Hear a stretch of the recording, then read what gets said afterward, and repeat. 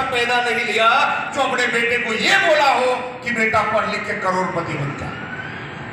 कोई लिया क्या? नो। किसी के भी, हमारे पिताजी भी हमको नहीं बोले थे कि बेटा करोड़पति बन जा।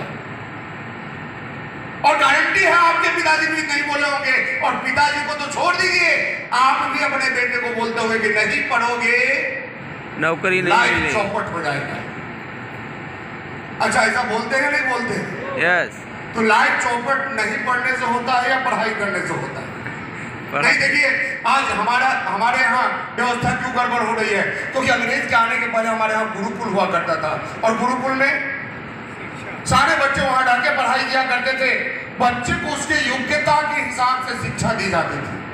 किसी को कृषि का, किसी को आयुर्वेद का, किसी को शास्त्रों का, जिसका जैसा रुचि वैसा शिक्षा दिया जाता था। अच्छा, बच्चे खाना कैसे खाते थे गुरुकुल में?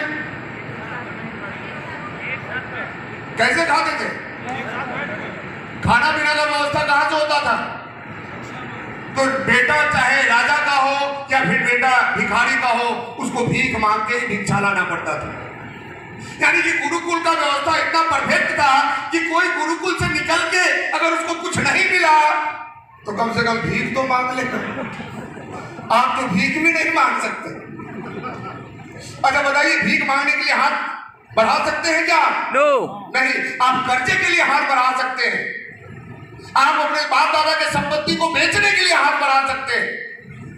हम बोले ना, जितना भी माइनस काम है, माइनस में जाने के लिए आपका हाथ खूब आगे बढ़ेगा, लेकिन जब प्लस में आने की बात हो तो आप हाथ नहीं बढ़ा सकते। तब जाके हमारे शिक्षा व्यवस्था को, क्योंकि अंग्रेजों का टारगेट था कहीं के भी माहौल को बिगाड़ना हो तो क्या करो, उसके शिक्षा व्यवस्था को ध्वस्त कर दो। और तब हमारे यहाँ पढ़ाई का व्यवस्था चेंज हो गया। आज पढ़ाई में क्या है, गणित पढ़ना हो तो a square plus b square आपको पढ़ाया जाता है।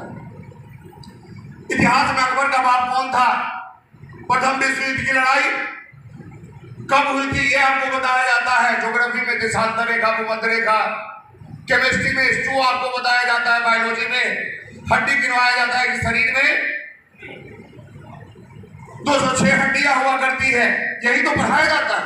और जब एग्जाम देने जाएंगे तो उसी में से पूछा भी जाता है। अब चपरासी बनना हो तो भी सवाल उसी में से आएगा, दरोगा बनना हो तो भी सवाल उसी में से आएगा, कलेक्टर बनना हो तो भी सवाल उसी में से आएगा। अंतर ये रहता है कि चपरासी बनना है तो ऑब्जेक्टिव आएगा और कलेक्टर बनना है तो सब्जेक्टिव आएगा।